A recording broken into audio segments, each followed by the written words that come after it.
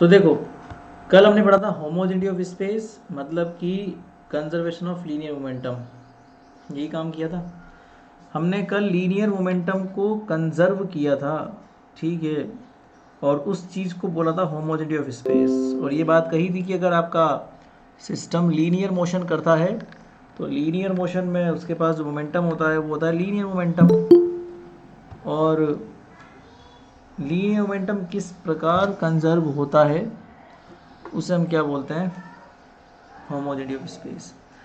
अब उसके आगे हम चलेंगे, होमोजेनिटी ऑफ टाइम की बात करेंगे हम लोग आज। होमोजेनिटी ऑफ टाइम में क्या होगा कि टाइम संबंधित होता है एनर्जी से, तो एनर्जी यहाँ पर कंजर्व की जाएगी अगर आप होमोजेनिटी ऑफ टाइम की बात करोगे। मतलब कोई घटना है जो किसी इनिशियल टाइम पर हो रही है, थोड़ा टाइम बढ़ जाएगा तो घटना या जो फंक्शन है वो चेंज हो जाएगा टाइम के साथ साथ। तो इस प्रकार फंक्शन के चेंज होने में क्या कंजर्व रहता है, दैट्स द एनर्जी। इसमें कोई नई बात नहीं है, कल जैसा ही है, सेम सब कुछ कल जैसा है। बस ये है कि पोजीशन चेंज होती है तो हमारे पास मोमेंटम ऑपरेटर आता है, क्योंकि मोमेंटम ऑपरेटर का जो फंडा है वो पोजीशन के चेंज होने से निकलता है। अब यहाँ पर सिमिलरली एनर्जी का जो फंडा है वो टाइम के रेस्पेक्ट में चेंज होने से निकलता है। तो अगर टाइम के रेस्पेक्ट में फंक्शन चेंज हो रहा है तो एनर्जी कंजर्व हो जाएगी। तो कोई नई बात नहीं है, सेम वही बात है जो कल करवाई थी, कोई अलग सी नहीं। तो आप लोग फटाफट देख सकते हो कि होमोजेनिटी ऑफ टाइम का मतलब क्या होता है। तो हेडिंग दो,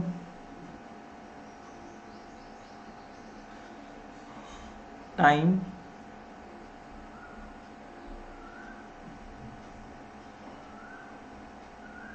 ट्रांसलेशन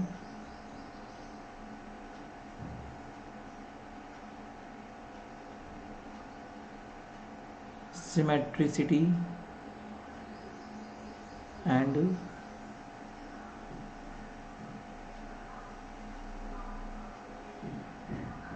कंजर्वेशन ऑफ एनर्जी, और इसको क्या बोलते हैं, homogeneity of time.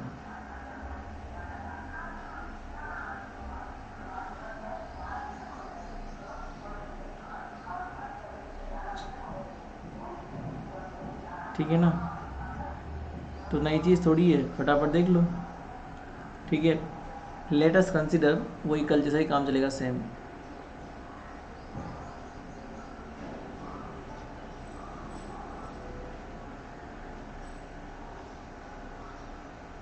Initial the system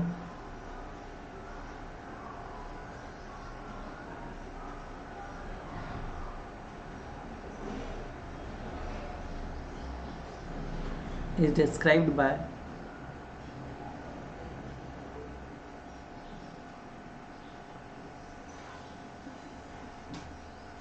function of, function क्या मान लेंगे, F T at a point, किसी पॉइंट ए पर है मान लो। व्हेन स्मॉल पर्टर्बेशन, अब की बार पर्टर्बेशन आप लोग टाइम का लगाएंगे। So when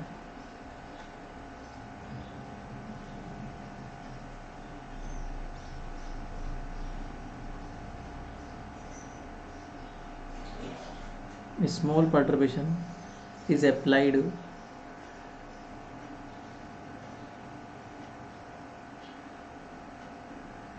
in terms of tau,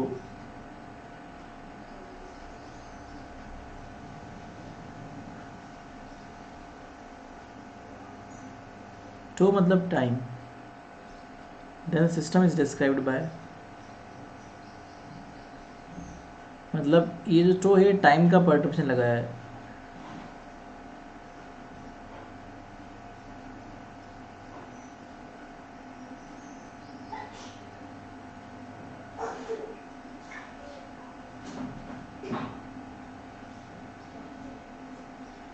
eight, तो कहाँ चला गया, बी पॉइंट पे चला गया।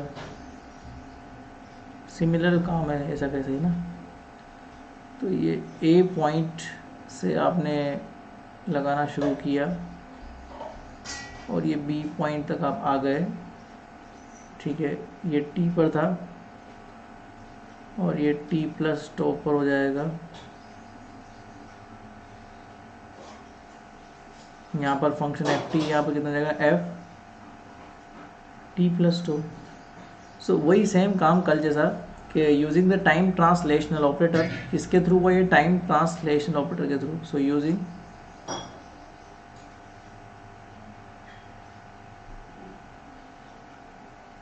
टाइम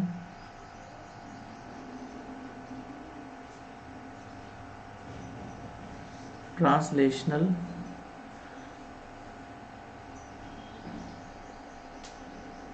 ऑपरेटर, द फंक्शन मतलब वो स्टेट,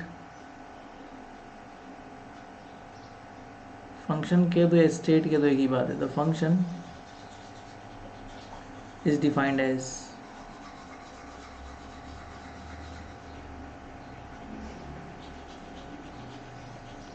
तो वो क्या हो जाएगी फंक्शन स्टेट।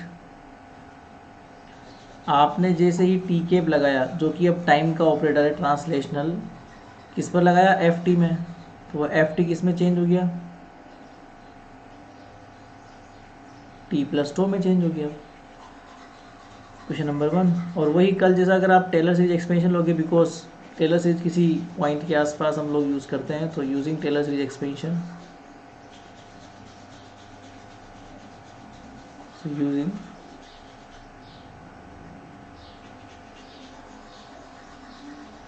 टेलर सीरीज, तो क्या हो जाएगी, f of t plus two बराबर एफ ऑफ टी, उस पर्टिकुलर पॉइंट पर फंक्शन और उस पॉइंट के आसपास उसका चेंज। तो फंक्शन टी पर डिपेंडेंट हो, इसलिए टाइम के रिस्पेक्ट में चेंज।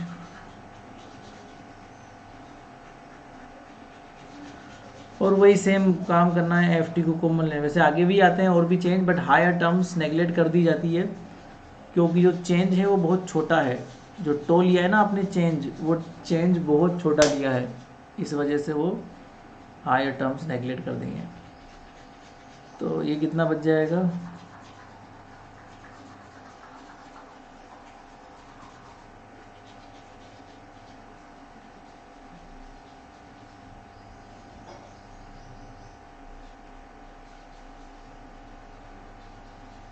ठीक है, इसको इक्वेशन नंबर 2 नाम दे दो। हाँ वही चीज़ है, आप लोग कंपेयर करोगे 1 और 2 को, तो यहाँ पर ये है, यहाँ पर भी ये है, यहाँ पर ये है, यहाँ पर ये है, तो कितना हो जाएगा कंपेयर करने पे। सो कंपेयर 1 and 2,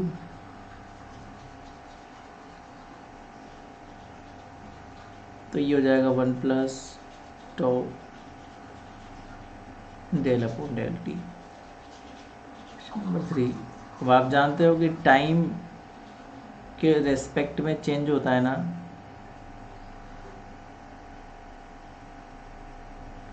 वो क्या होता है, चूंकि टाइम ऑपरेटर क्या होता है,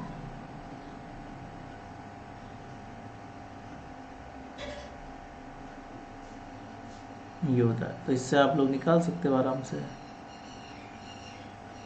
अगर डेल अपॉन डेल टी मुझे निकालना हो तो कितना हो जाएगा, जैसे अपन ने कल निकाला था ना, ठीक है, आयोटा एच कट नीचे आ जाएगा 1 अपॉन आयोटा एच कट, और आयोटा को ऊपर ले जाएंगे तो माइनस में आ जाएगा, इसलिए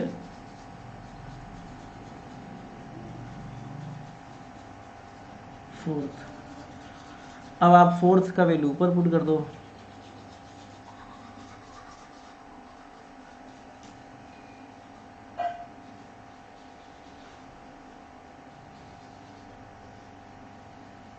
तो 1 माइनस टो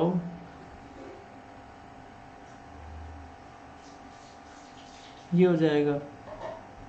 और वही जैसा अपन ने कल किया था ना कि एक्सपोनेंशियल में कन्वर्ट कर सकते हैं ना इसको हम, तो इसको आप एक्सपोनेंशियल में कन्वर्ट कर दो।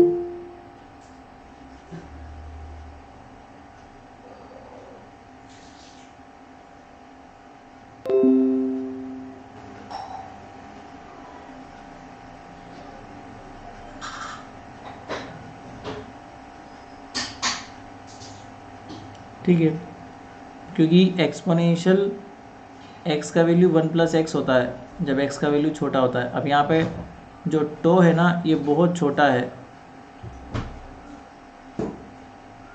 तो छोटा होने की वजह से ये मैं कर सकता हूँ ऐसा।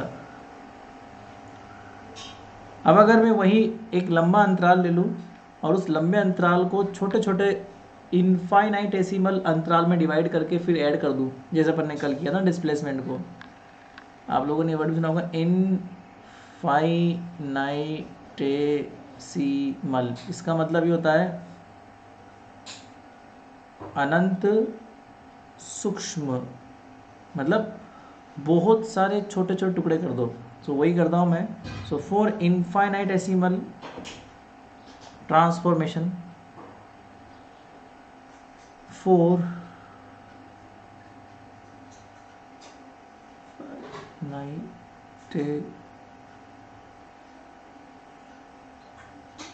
मतलब जैसे मान लो आपको 1 साल तक चेंज करना है, तो आपने एक एक दिन एक एक घंटे चेंज किया, पहले 1 घंटा फिर 1 घंटा फिर 1 घंटा, तो 1 साल आते आते अनंत बहुत छोटे छोटे चेंज आ जाएंगे टाइम के रेस्पेक्ट में। सो इनफाइनाइटेसिमल ट्रांसफॉर्मेशन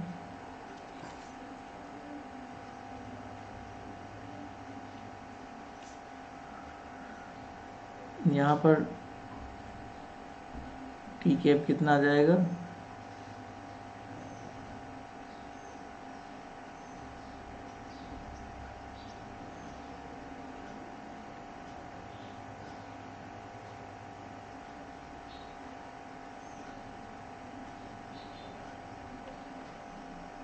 मतलब पावर्स को ऐड कर देंगे।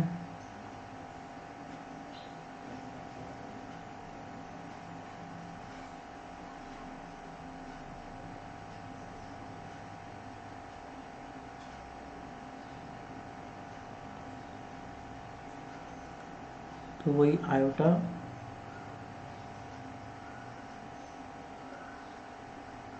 ठीक है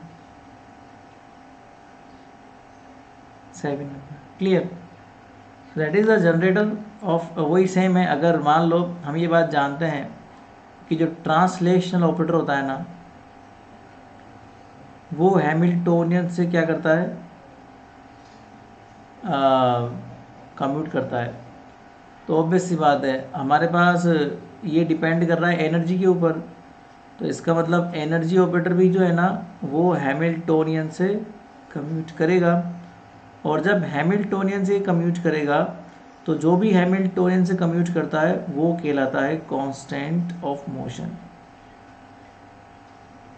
मतलब वो चीज़ पूरी मोशन में क्या रहती है बेटा, वो पूरी मोशन में कांस्टेंट की तरह बिहेव करती है।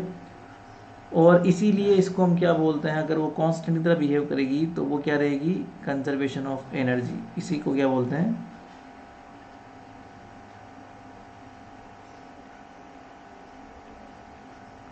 सिंस, मतलब चूंकि, तो इसी को हम क्या बोल देंगे, कंजर्वेशन ऑफ एनर्जी बोल देंगे। खत्म काम। एक लाइन लिख लो लास्ट में, that is the generator off time translation symmetry,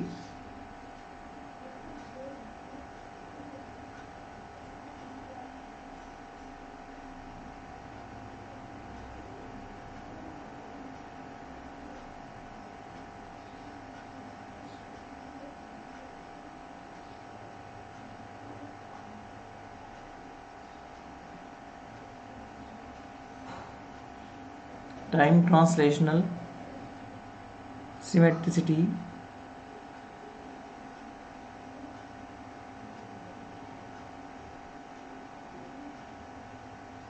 and which is commute with Hamiltonian.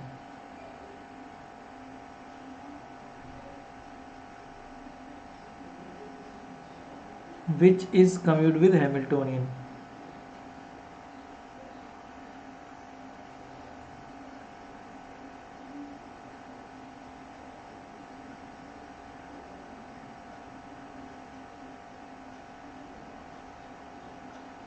ठीक है ना, जो हैमिल्टोनियन से क्या करेगा, वो कम्यूट करेगा।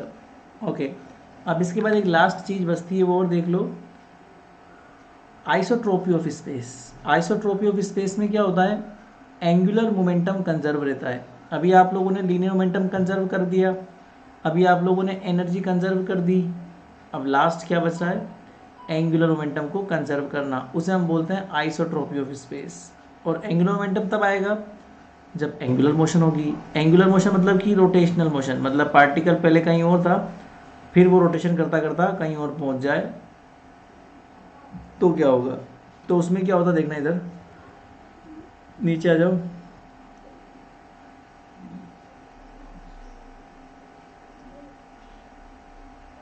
इसे कहते हैं third symmetric transformation, that is rotational transformational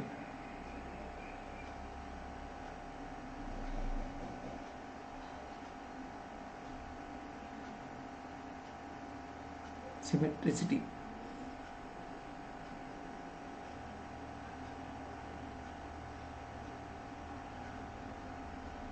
या फिर कंजर्वेशन ऑफ एंगुलर मोमेंटम।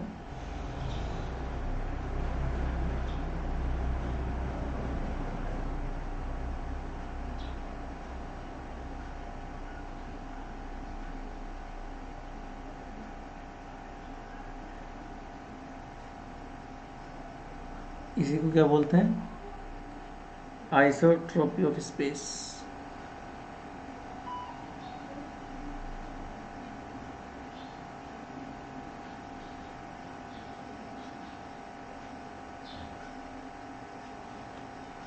इसमें क्या करना है आपको, केवल उसको घुमाना है, रोटेशन देना है, रोटेशनल मोशन देखनी है आपको ना।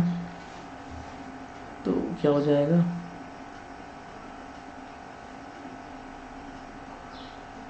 एक मिनट रुकना।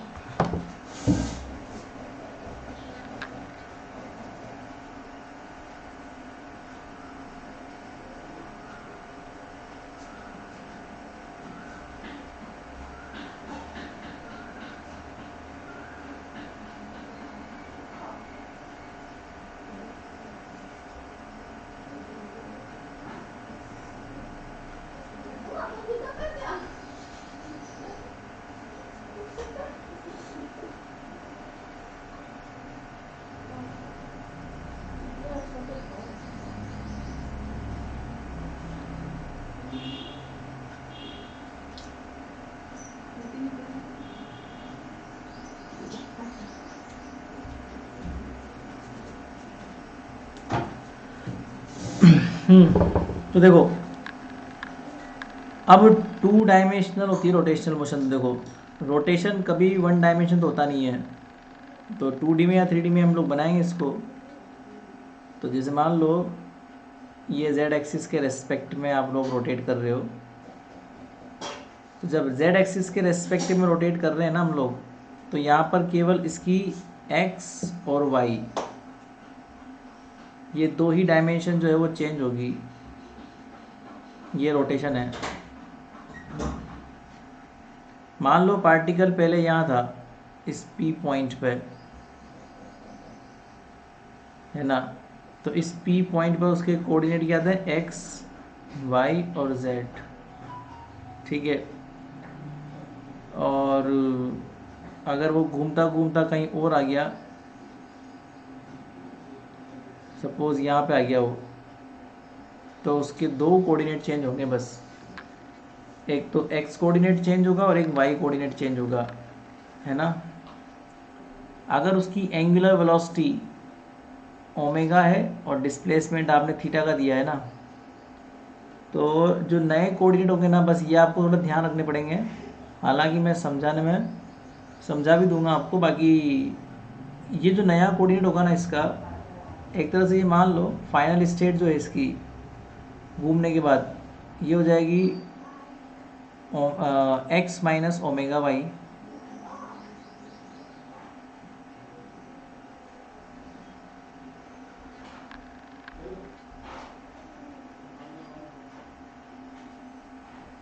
है ना। ये तो इसका नया कोऑर्डिनेट, और इसका हो जाएगा y प्लस ओमेगा एक्स। ये दो नए कोऑर्डिनेट होंगे, z कोऑर्डिनेट में कोई चेंज नहीं आएगा, इसके z कोऑर्डिनेट में कोई चेंज नहीं आएगा। ये थोड़ा आपको ध्यान रखना पड़ेगा कि रोटेशन करते वक्त कोऑर्डिनेट्स में किस प्रकार परिवर्तन आता है। तो x कोऑर्डिनेट जो है ना वो चेंज हो जाएगा x माइनस ओमेगा वाई में, और जो y कोऑर्डिनेट है वो हो जाएगा y प्लस ओमेगा x के अंदर चेंज। ठीक है ना। अब देखो केस क्या केस होते हैं चेंज। तुमने कभी वो देखा है रोटेशन जब होते हैं एक्सिस में, इधर दिखाओ, नीचे आता हूँ मैं तो दिखाता हूँ। जैसे मान लो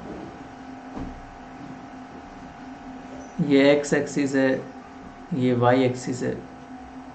जब एक्सिस रोटेट करती है ना तो ये नई एक्सिस होती है एक्स डैश,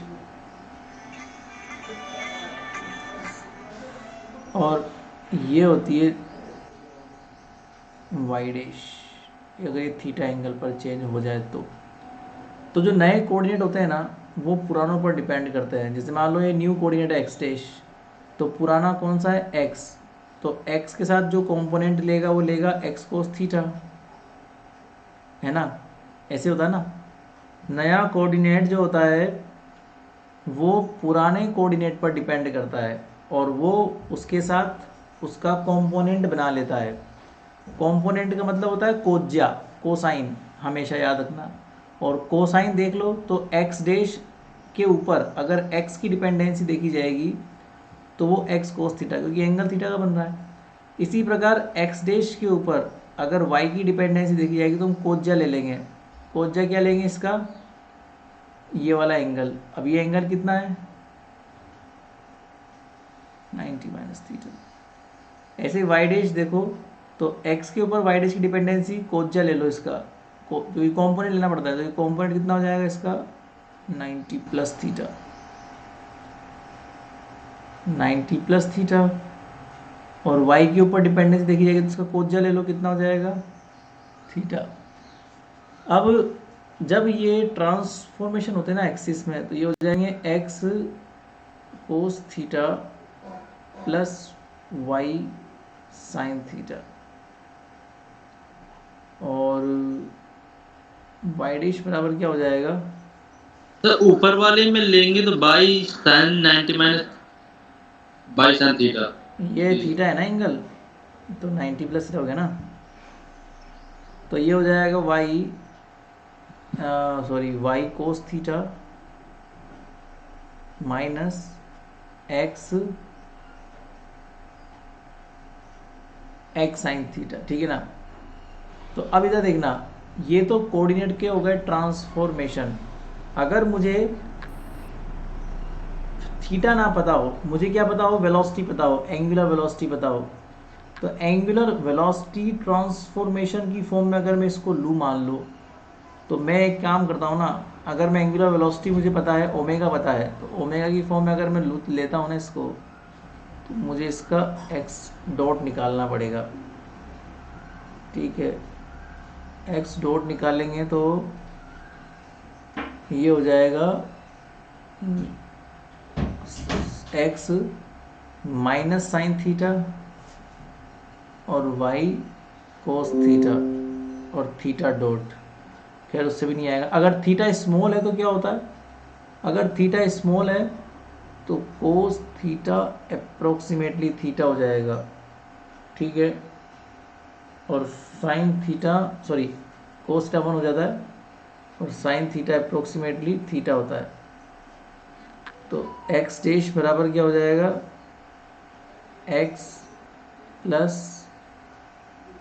थीटा वाई, और वाई डैश बराबर कितना हो जाएगा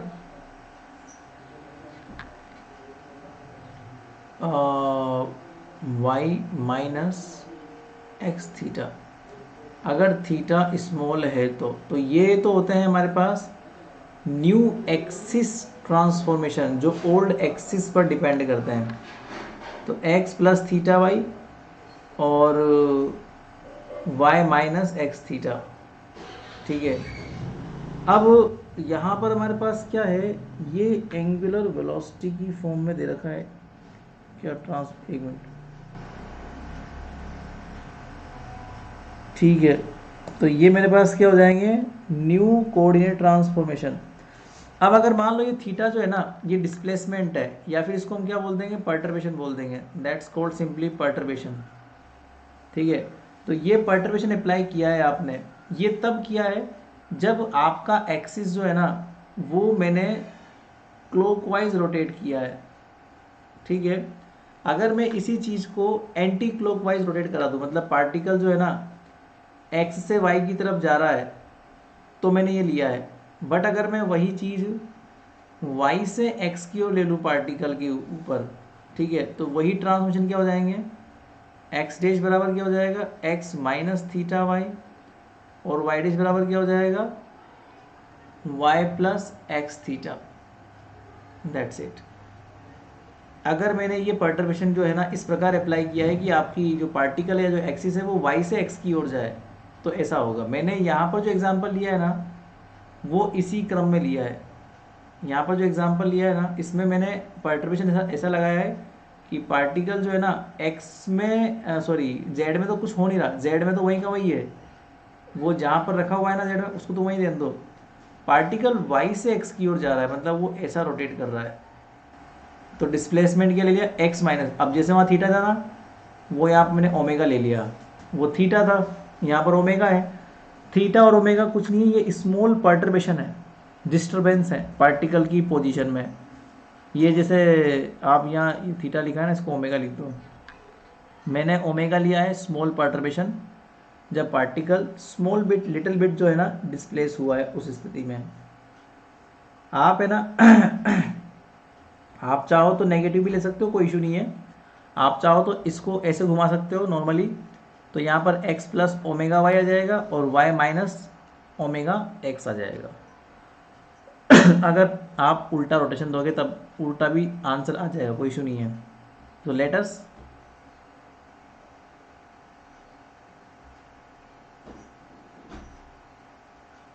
consider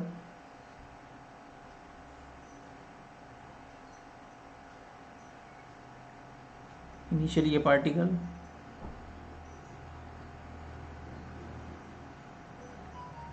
is rotate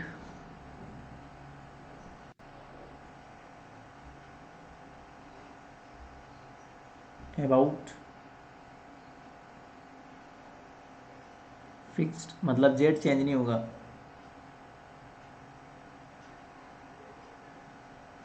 so when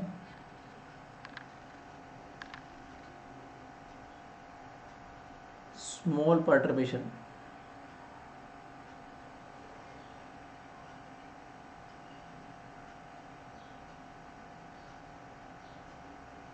omega, आप इसको थीटा भी बोल सकते हो, ये आपने डिस्प्लेसमेंट दिया है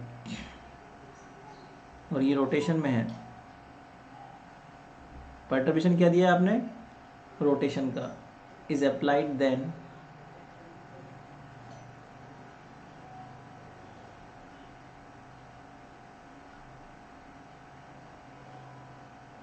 the system of particle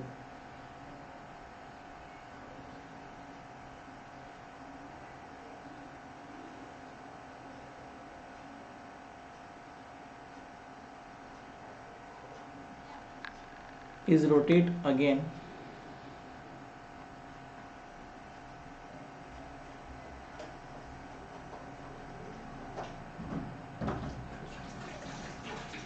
about z axis,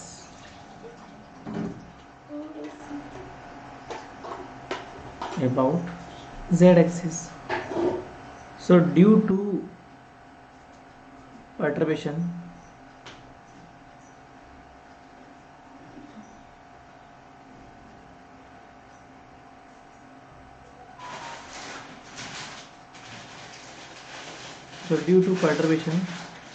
the rotational transformation operator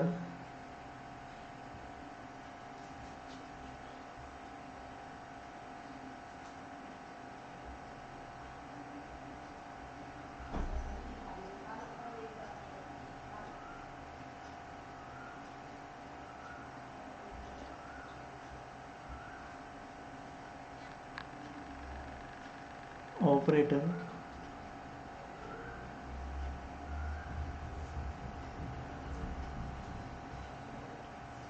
is operating on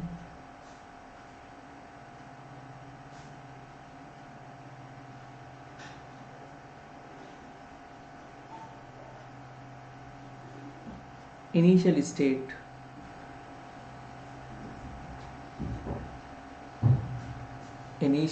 तो मान लो हमने कोई ऑपरेटर अप्लाई किया और वो इनिशियली किसी स्टेट पर ऑपरेट हुआ, उस ऑपरेटर को मैं क्या बोलता हूँ, translational operator about Z axis. और आपने परटर्बेशन ओमेगा का दिया है और ये किस पर अप्लाई किया आपने, ओल्ड स्टेट पर।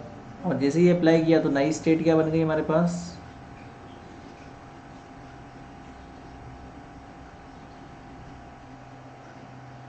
ठीक है।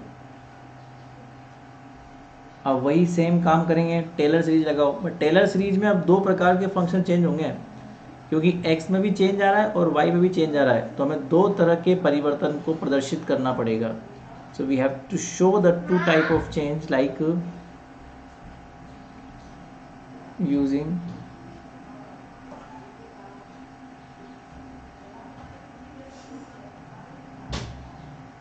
देखो क्या होगा टेलर सीरीज में, अगर ये फंक्शन जो है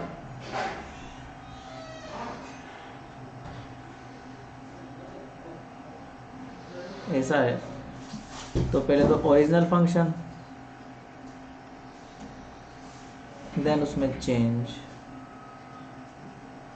तो पहले किस में चेंज करते हैं, पहले हम एक काम करते हैं, पहले हम शो करते हैं चेंज x के रेस्पेक्ट में। तो यहाँ पर आपके पास में चेंज में क्या हो जाएगा, omega y del upon del x, ठीक है। क्योंकि x में चेंज, y वैसा का वैसा ही। फिर अब अगली बार चेंज शो करते हैं y में, तो ओमेगा x वैसा का वैसा ही y, क्योंकि ये x के रेस्पेक्ट में बदलता है और ये y के रेस्पेक्ट में शो करता है। इसका मतलब ये है कि x कोऑर्डिनेट चेंज हो रहा है, इसका मतलब ये है कि y कोऑर्डिनेट चेंज हो रहा है। z में चेंज है ही नहीं तो कोई दिक्कत ही नहीं है। फिर उसके बाद में f x y z, ठीक है ना।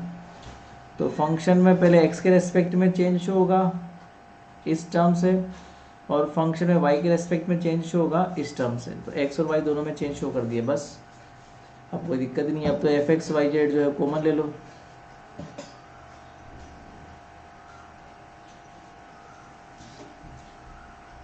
तो 1 माइनस ओमेगा वाई प्लस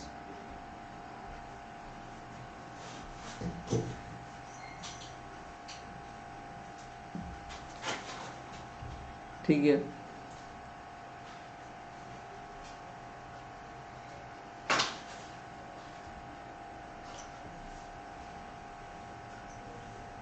और यहाँ पर देखो इससे ये कॉमन है, मतलब कंपेयर कर लो ना, इससे ये कंपेयर कर लो, तो ये कितना आ जाएगा,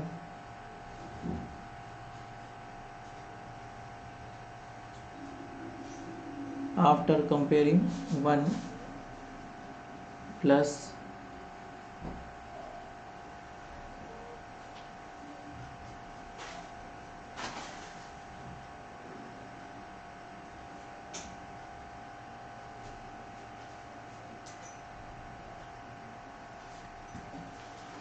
इक्वेशन नंबर 2, ठीक है। अच्छा ये 2 दे दो और 1 और 2 को कंपेयर कर लो, comparing 1 and 2, then equation number 3, ठीक है। यहाँ लिख लो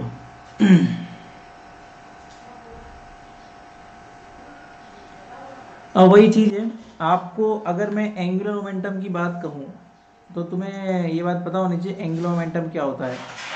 एंगुलर मोमेंटम क्या होता है,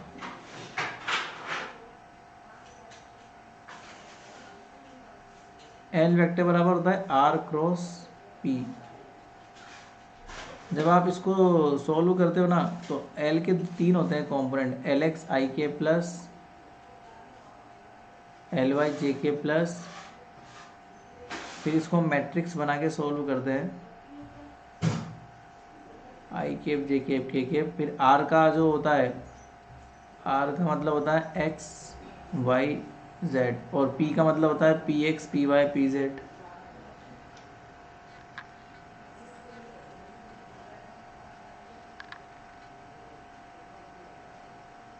तो बेटा जब आपको के केप कॉम्पोनेंट निकालना होता है तो पहले हम के केप की बातें करेंगे। तो एल जेड क्या होता है, के केप का मल्टीपल होता है। तो के केप वाला निकाल लो, तो ये वाला कॉलम और ये वाला कॉलम जाता है, तो उसके बाद में ये मल्टीप्लाई विद ये होता है, that's called the k cap component. तो x p y minus y p x इससे शो होता है। तो एक्स पी वाई मतलब कितना हो गया, एक्स पी वाई का मतलब कितना हो गया, minus iota h cut del upon del y, और वाई पी एक्स का मतलब minus iota h cut del upon del x. ठीक है, तो यहाँ से हम ये बात जानते हैं कि एल जेड का मतलब कितना होगा मेरे पास, minus iota h cut x del upon del y minus y del upon del x, equation number 4। अब यहाँ से आप लोग आराम से देख सकते हो 4 में और 3 में कुछ आपको दिखेगा कि हाँ हम एक काम कर सकते हैं कि x del upon del y minus y del upon del x दिख रहा है ना, x del upon del y minus y del upon del x, ठीक है ना। तो जब ये चीज़ आपको दिख रही है तो हम इसकी वैल्यू ऊपर पुट कर दें। तो हम लोग क्या कर सकते हैं, 4 का वैल्यू 3 में पुट कर सकते हैं। तो कैसे पुट करोगे, इसका वैल्यू आ जाएगा 1 और वो आयोटा ऊपर जाएगा तो प्लस में आ जाएगा H cut L Z omega, ठीक है। और वही एक्सपोनेंशियल, अब ओमेगा तो स्मॉल है, ओमेगा स्मॉल है क्योंकि आपने बहुत स्मॉल परटर्बेशन दिया है, तो हम इसको ऐसे लिख सकते हैं ना, exponential iota L Z omega upon H cut, equation number 6 जो भी है आपका 5, इसको 5 दे देना, आगे वाली को 6 दे देना। तो इसके स्मॉल होने की वजह से मैं ये लिख सकता हूँ, वही सिमिलर काम है जो अपन ने पहले किया है ना, वही सेम सिमिलर काम है। अब अगर आपने मान लीजिए परटर्बेशन जो है ना z में ना देके x में दिया है, सो सिमिलरली अगर रोटेशन जो है x और y के रेस्पेक्ट में हो, यहाँ तो चलो पहले नेक्स्ट पेज आ गया ना, मैं पहले इसको मिटा दूँ ताकि तुमको लिखने में सुविधा हो जाए।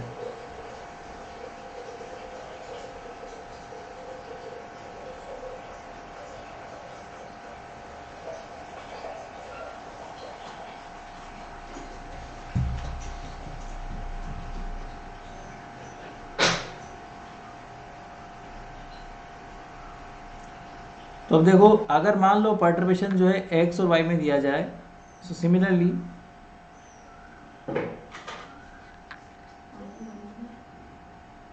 If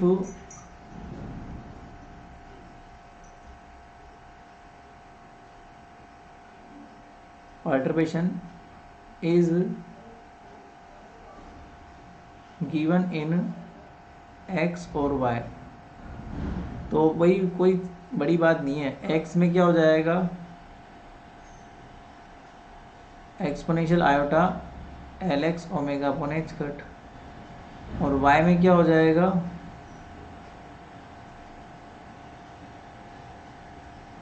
L Y.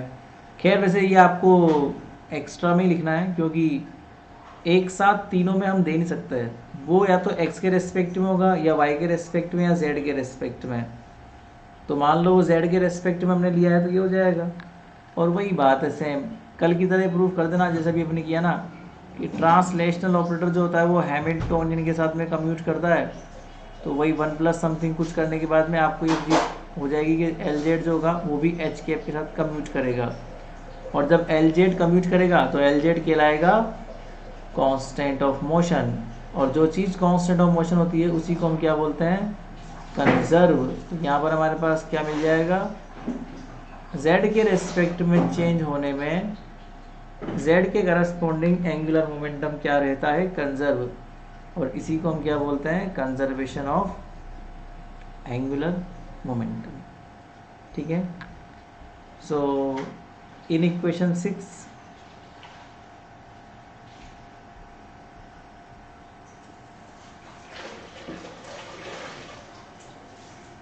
LZ cap is the generator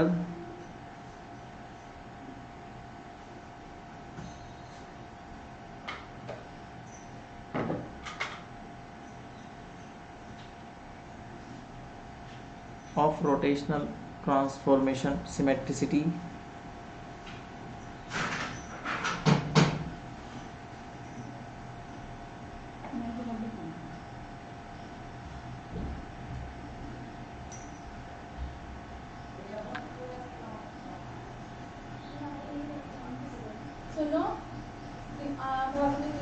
transformation, एक मिनट रुकना।